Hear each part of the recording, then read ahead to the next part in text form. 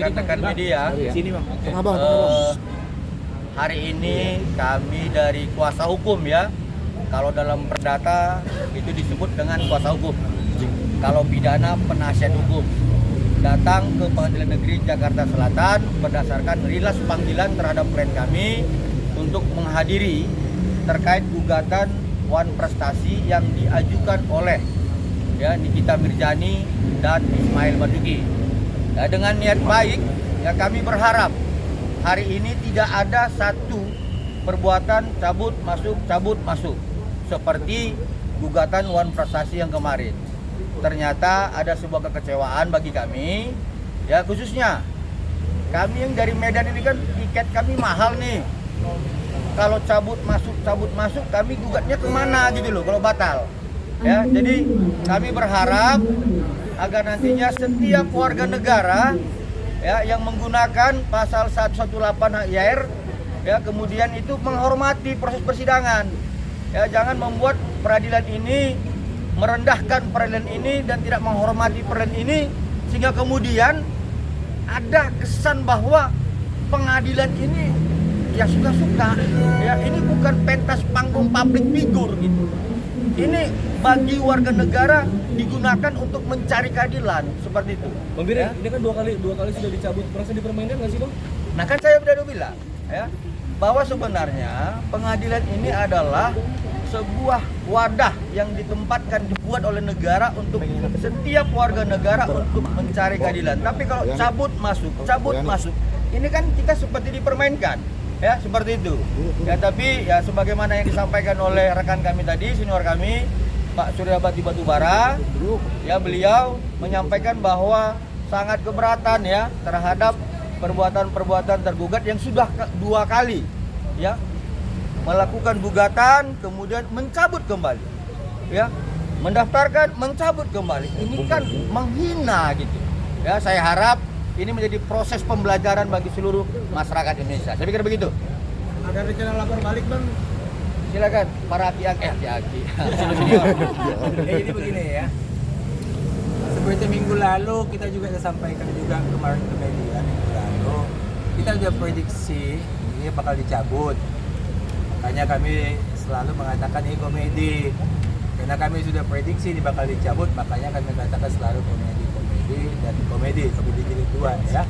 Jilid 3 belum tahu.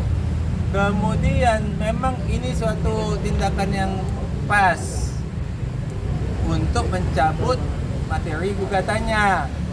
Masalah mempermainkan pengadilan kan rekan saya sudah mengatakan. Tapi masalah materinya memang ini sudah pas. Karena gugatan ini adalah gugatan yang sangat tidak berkualitas, ya, tidak berkualitas. Itu sebabnya saya periksa di media selalu dikatakan oleh oknum-oknum tertentu dalam media tidak ada yang mengaku membuat gugatan ini. Belum ada saya lihat yang mengaku itu saya yang buat, nggak ada yang mengaku. Semua namanya yang tercantum di dalam gugatan tidak satu pun mengaku bahwa mereka yang membuat. Tapi mengkambing hitamkan orang yang notabene lagi sakit. Buat kita pertanyaan, memang ini tidak berkualitas. Kenapa tidak berkualitas? Isi gugatannya adalah Wan Prestasi. Wan Prestasi artinya ingkar janji. Ingkar janji berarti ada janji, ada perjanjian. Dalam hal ini tidak pernah ada perjanjian antara tergugat dengan penggugat. Bagaimana bisa terjadi ingkar janji sementara tidak ada perjanjian? Jadi memang ini sudah sangat pas dicabut dari materi gugatan ya. Mempermainkan pengadilan itu soal tadi disebutkan ya. Materi gugatannya sudah pas dicabut karena sangat tidak berkualitas. Bahkan yang membuat juga tidak mengakui mereka yang membuatnya. Mencari kambing hitam lagi orang lain yang membuat, kami yang mencabut, seolah-olah begitu. Ya, sangat disayangkan ini. Nggak ada yang bertanggung jawab terhadap gugatan ini. Jadi kami menganggap ini komedi jilid 2 dengan judul yang sama, Wan Prestasi. Minggu depan komedi jilid 3 tapi beda judul. Namanya Pembuatan Melawan Hukum. Kita mau lihat dicabut lagi atau tidak ini. Mudah-mudahan tidak dicabut. Sebagai insan hukum harus bertanggung jawab untuk mengajukan gugatan. Jangan seenaknya gugat cabut. Ini di bawah pengadilan dipertaruhkan. Jangan main-main dengan pengadilan. Kalau memang tidak mampu mengajukan gugatan jangan mengajukan gugatan. Malu kita sebagai kuasa hukum. Itu aja pesan kami supaya tegas, jangan gugat cabut. Apa nih kayak gini nih? Nah, saya tambahkan ya, bahwa minggu depan itu ada gugatan baru seperti yang sampaikan, perbuatan melawan hukum dengan registrasi nomor 100 nomor 1000. Nah, hal seperti ini akan menjadi dilema kepada kita sebagai penegak hukum dengan masuknya gugatan baru yang satu belum selesai, gugatan baru sudah masuk lagi. Jadi objeknya si pelapor, objeknya si yang menjadi apa namanya ya, gugatan itu adalah Nikita Mirzani dan Ismail. Jadi sampai 2 kali, nah yang ketiga kali juga orang yang sama, Nikita Mirzani dan Ismail Marzuki. Inilah kepercayaan bagi mereka itu dengan melibatkan, ya kita anggaplah teman sejawat tadi sudah berubah orangnya, sudah berganti orangnya. Nah, pada tanggal 8 nanti kita lihat dengan orang yang berbeda juga akan muncul. Kita ikuti bersama-sama. Tapi kami yakin apapun materi perbuatan melawan hukum itu jauh harapan dari apa yang diharapkan untuk memenangkan perkara perdata ini. Kami yakin itu. Oke. Terima kasih. Ini, silakan Rapi. Ini bukan buzzer ya. Ini bilang buzzer pula ini. Coba. Oke, teman-teman rekan media sekarang mungkin saya menambahkan dari senior-senior yang di sebelah saya. Jadi ini semuanya kan disampaikan berkali-kali ada suatu kesepakatan, lagi-lagi kesepakatan. Sebenarnya dasar dia mengajukan gugatan PMH ini adalah mengacu terhadap pasal 1320 KUH Perdata. Di situ mengacu terhadap syarat sahnya kesepakatan. Lalu dia nggak baca pasal berikutnya bahwa ada hal-hal yang membatalkan demi hukum ketika kesepakatan itu didasari ada suatu ancaman atau tipu muslihat. Pertanyaannya logika sederhana berpikir gini, teman-teman. Kalau di sini di dalam 1321 itu berbicara soal adanya ancaman itu bisa membatalkan perjanjian, ada nggak di KUH Perdata kita, di Kitab Undang-Undang Hukum Pidana kita mengatur tentang ancaman? Ada di pasal 368 maupun 369 itu berbicara tentang adanya ancaman. Lalu kalau bicara 1321-nya, penipuannya, ada nggak di Kitab Undang-Undang Hukum Pidana kita? Ada juga di pasal 378 KUHP. Nah sekarang kita digugat gara-gara katanya kita melaporkan ini. Lah, sedangkan pertanyaannya ada nggak tadi di dalam Kitab Undang-Undang Hukum Pidana? Ada. Berarti dugaan perbuatan pidananya, deliknya ada nggak? Ada. Kami sebagai pihak korban di sini melaporkan. Kita meminta keadilan terhadap penegakan hukum kita, tapi malah kita yang dibilang melakukan perbuatan melawan hukum. Lah, ini kan gimana konsepnya? Jadi kalau memang ini diterima, ini menjadi catatan buruk dong, berarti buat penegakan hukum di kita sebagai masyarakat yang menjadi korban. Ini soal PMH ya? PMH, ini soal PMH. Kita sebagai orang yang melaporkan ini, lalu kita digugat PMH. Sedangkan tadi saya bilang, di pasal 1321 berbicara soal adanya ancaman itu bisa membatalkan perjanjian. Jadi kalau kita di situ ancamannya ada, pidananya ada, kita laporkan dia. Jadi salah kalau ini bilang ini kesepakatan. Besok-besok kalau ini dibolehkan, berarti orang yang dibegal di tengah jalan, dia bersepakat ngasih motornya, itu namanya kesepakatan. Nah, yang diuji sekarang di kasus pidananya adalah bagaimana proses kesepakatan itu bisa terjadi. Apakah ada ancaman atau tidak, itu harusnya yang dibuktikan dan dibantah oleh dari pihak terdakwa atau dari pihak Nikita Mirzani. Mungkin itu. Oke. Nominalnya kan Bang nominalnya kan lebih besar Bang dari kedua Wan Prestasi. 244 miliar gugatannya ini. Oh, soal uang. Iya, Oh, ini itu ahlinya soal uang nih. Ya, jadi seperti yang dikatakan oleh rekan kami tadi, Raffi ya. Cabut Wan Prestasi. Pada waktu belum dicabut juga sudah dibuat gugatan PMH. Itu ada sejarahnya. Ya, ada sejarahnya. Wan Prestasi ini yang kedua dicabut. Tanggal 25 kemarin kan sidang pidana ada ahli perdata ya, saksi ahli perdata. Saksi ahli perdata ini yang mengajari mereka ya, mengatakan bahwa hal seperti ini jangan digugat Wan Prestasi karena tidak pas, tidak pada tempatnya. Yang betul adalah penermati gedat. Ya. Nah, itu yang dikatakan, makanya supaya wartawan juga tahu kenapa ada Wan Prestasi, ada PMH.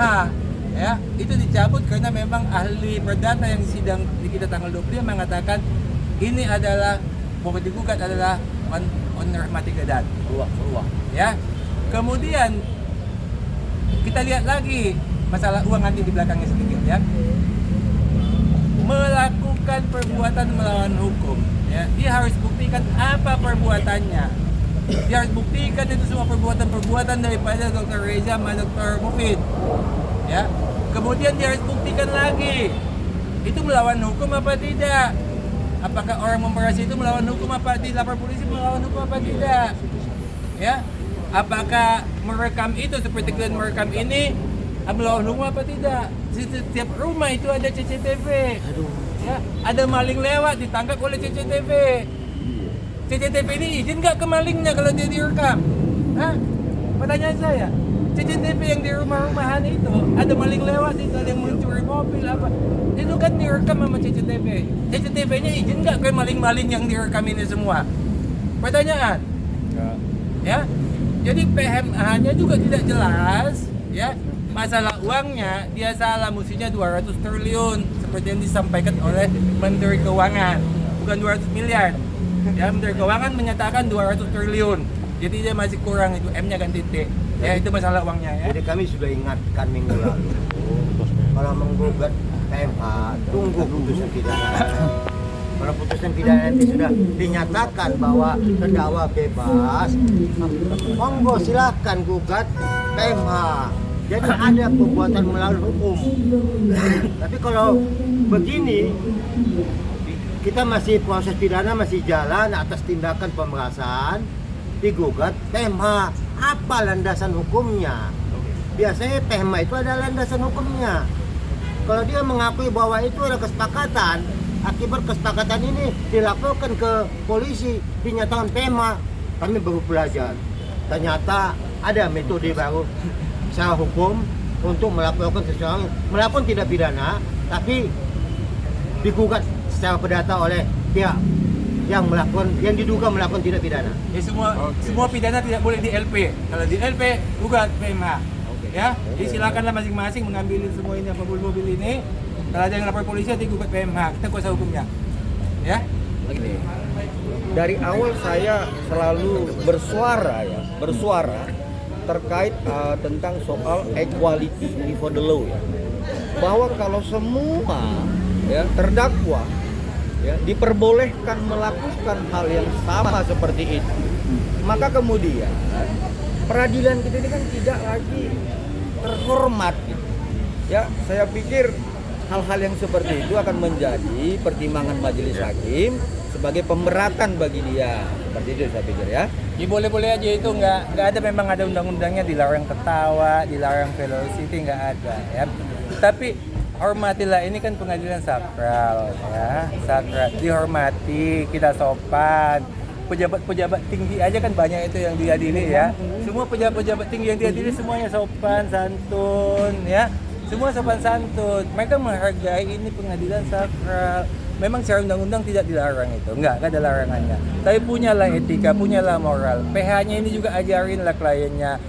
Tolong ya terdakwa, punyalah etika, jangan dimain-mainkan pengadilan. Selama sidang-sidang ini dari perdata pidana, ini pengadilan marwahnya jatuh.